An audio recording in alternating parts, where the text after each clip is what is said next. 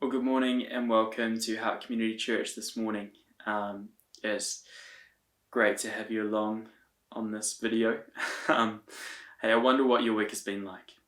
For me, I've had the privilege of going on a couple of kayak trips. And the first kayak trip, I think I forgot to tell the other guys that I've already been baptized because I got the full immersion experience.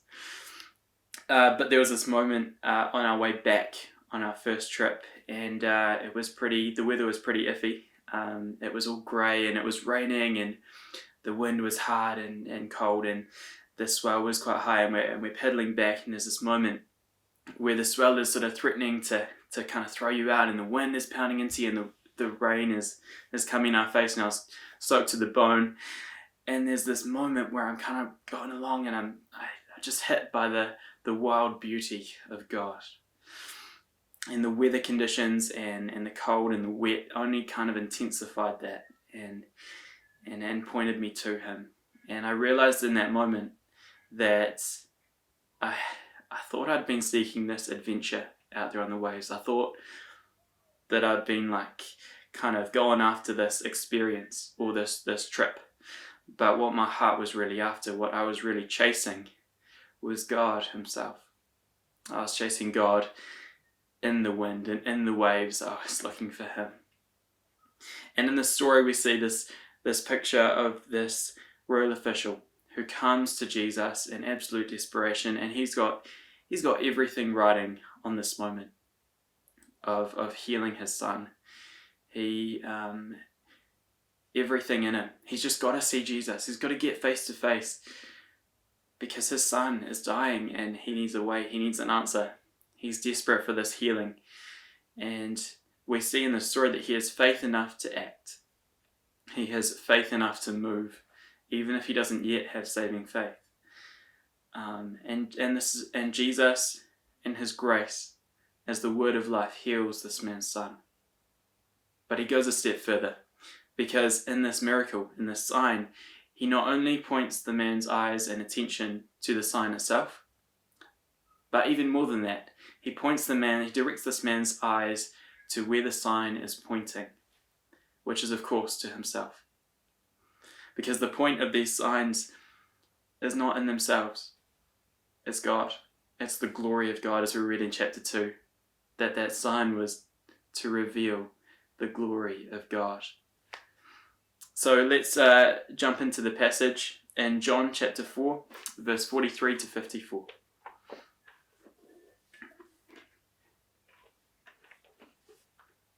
And we read from verse 43. When the 2 days were over, He went from that place to Galilee. For Jesus Himself had testified that a prophet has no honor in his own country. When He came to Galilee, the Galileans welcomed Him, since they had seen all that He had done in Jerusalem at the festival, for they too had gone to the festival. Then He came again to Cana in Galilee, where He had changed the water into wine. Now there was a royal official whose son lay ill in Capernaum. When he heard that Jesus had come from Judah to Galilee, he went and begged Him to come down and heal his son, for he was at the point of death. Then Jesus said to him, "Unless you see signs and wonders, you will not believe." The official said to him, "Sir, come down before my little boy dies."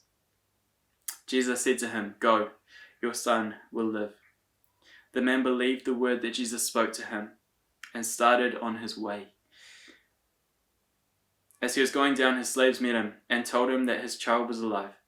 So he asked them the hour that he had begun to recover. And they said to him, "Yesterday at 1 in the afternoon, the fever left him."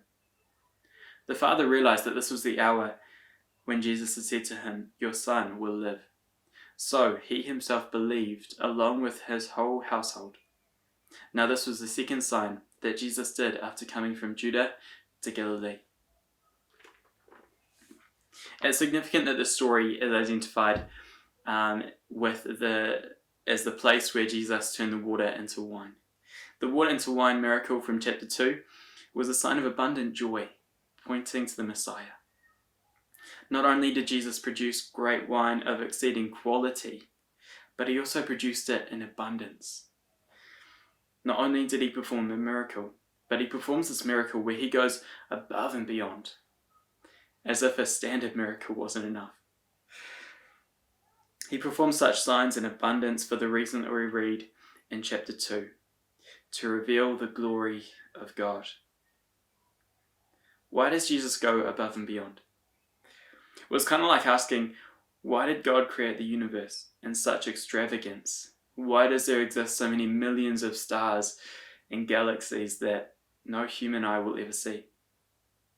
He didn't have to, but he did it to reveal his glory, because he is God. This is our God, creator of the universe, God of astronomical abundance that we couldn't even comprehend, this God of magnificence that words can't even begin to capture, this God of beauty that is beyond my heart's wildest captivation, this God of holiness and righteousness, who was and is to come, Yahweh, the great I am, knows what it is to be human. As Gordon reminded us last week, John's Gospel highlights that Jesus as being fully human and yet fully divine as well. He knows what it is to ache, to thirst, and to be anxious. And our God, who exists outside of time, knows what it is to lose a son. This God who handcrafted the Andes, who knows every star by name, and who spoke the world into being, knows what it is to be a father. And so as we enter this narrative, we should be expectant, because Jesus has come again to Cana in Galilee, where he changed the water into wine. Jesus has come again to Cana in Galilee, where he moved in great abundance. Jesus is come again to Cana in Galilee, where he revealed the glory of God. Enter the royal official, a man whose son is dying. This is a desperate situation. He's got everything riding on Jesus healing his son. I think it's easy to read these words that his son is dying and kind of miss the urgency of it. I think it's easy to read words and kind of miss the situation. This is really desperate. This man is on the brink. This father is on the brink of losing his son. And he's come to Jesus, and he comes with such desperation. He comes with a longing and urging and imploring. This man is a royal official and is a resident of Capernaum, and he is an official in the service of Herod. So he comes from the authority, the center of authority in Capernaum. And so what we know of him, he's a man probably of wealth and of earthly royalty. Yet for all his worldly riches, he's helpless, utterly helpless to save his son. And so it's really interesting that this man of such authority is so deeply humbled at the feet of Jesus. He comes to Jesus, he comes from Capernaum to Cana, which is a distance of about 26 kilometers uphill. So he has faith. He may not have faith, saving faith just yet, but he has faith enough to act. And he's just desperate and expectant for this move of God. That hunger and yearning leads him into God's presence, and then that presence is transformative. He's also humble in the way that he approaches Jesus, and I wonder what that says to us today and how we approach Jesus when we need help. Then the official believes what Jesus said and starts back on his journey home. I mean, that is faith, to have to act on that. I mean, he's going home and he hasn't actually got what he's asked for, has he? Because he's asked Jesus to come back with him to heal his son. And Jesus says, go. And he's got to choose in that moment to believe and go, and his son may die on his long journey back home. Leslie Newbigin once said that if you want to know what someone believes, don't look at what they say they profess. Look at what they do. Because you can do one thing, you can say one thing, but you can live out a whole other story. And it's that story that we live out, that's actually what we truly believe. As I was reading over this text, I also had another question. Why does Jesus say to this man, unless you see signs and wonders, you will not believe? Only to have the official seemingly prove him wrong in his belief. Well, the thing is that when Jesus makes this statement, he's not actually directing it to the official alone.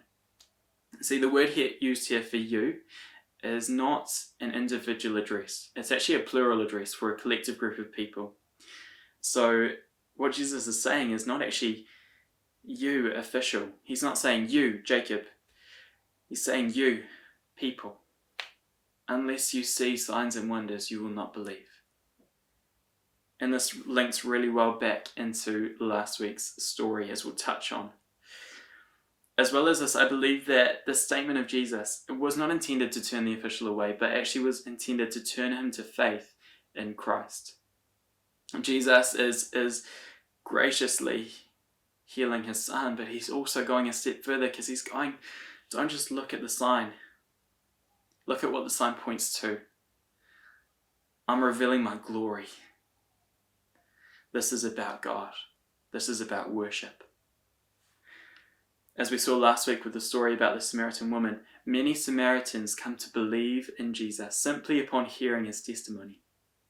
And in fact, when Jesus even tells the disciples that the fields are ripe for harvest amongst the Samaritans, and yet when he comes to his own country, his very own home, the Galileans' faith seems to be only based on and comes after the signs and wonders that he can perform for them.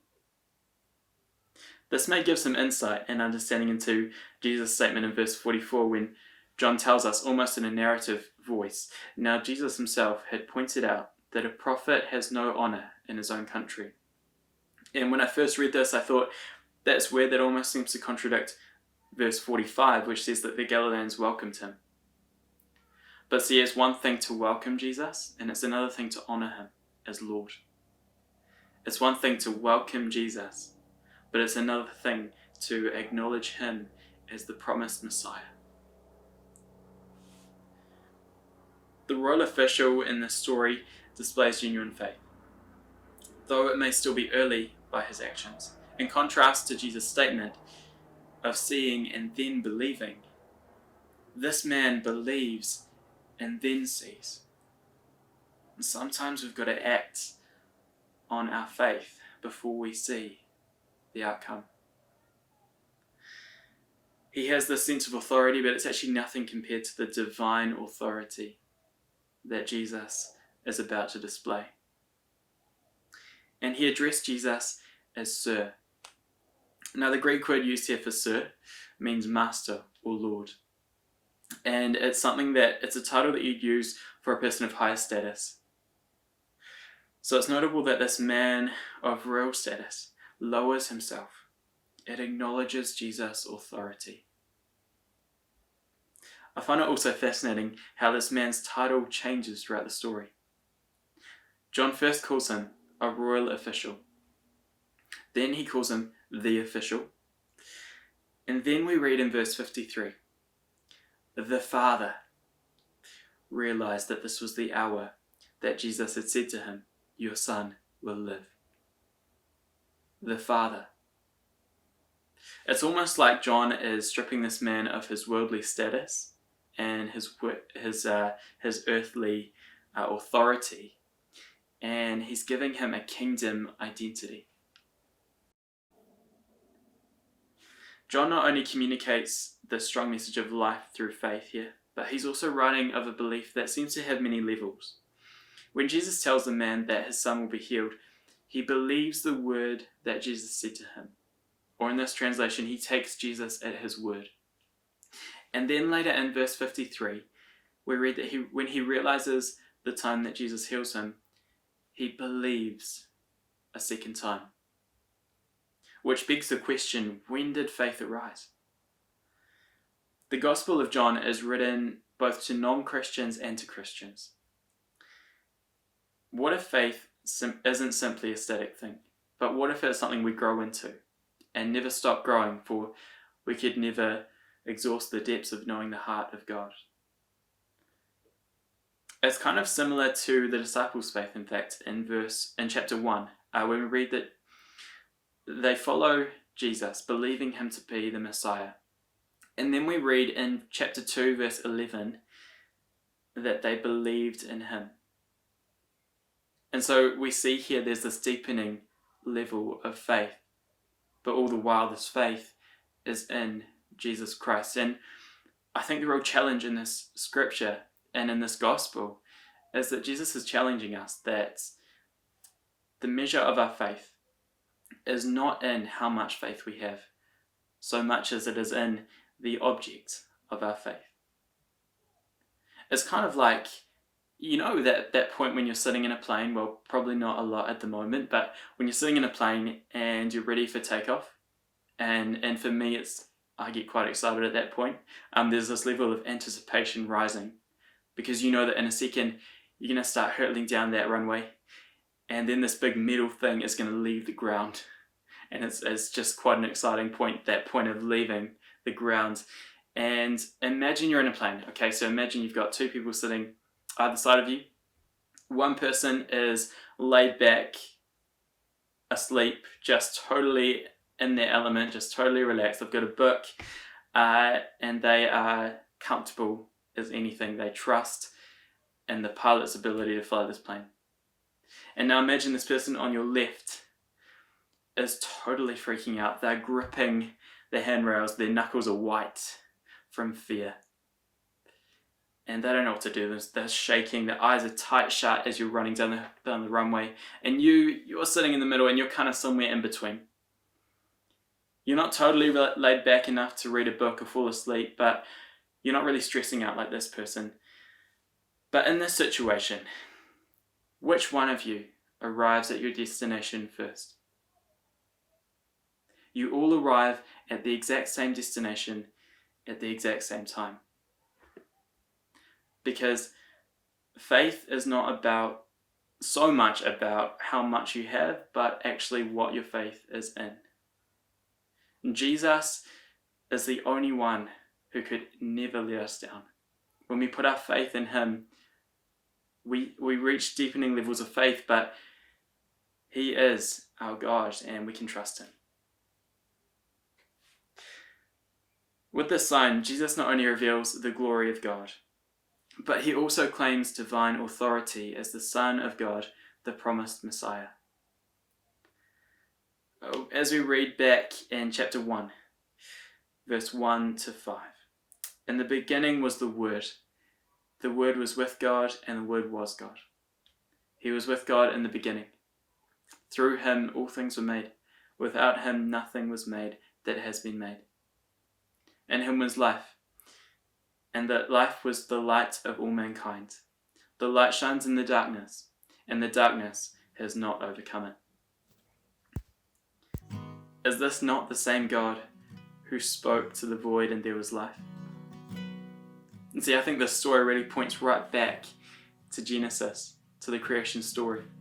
Jesus speaks to the space. He not only heals the sun, but he's not even there. He speaks a word and there is life. And I think it really speaks back to Genesis 1:1 when God speaks, let there be light. Because of course Jesus was there in the beginning, breathing things to life with his word, for he is the author of life.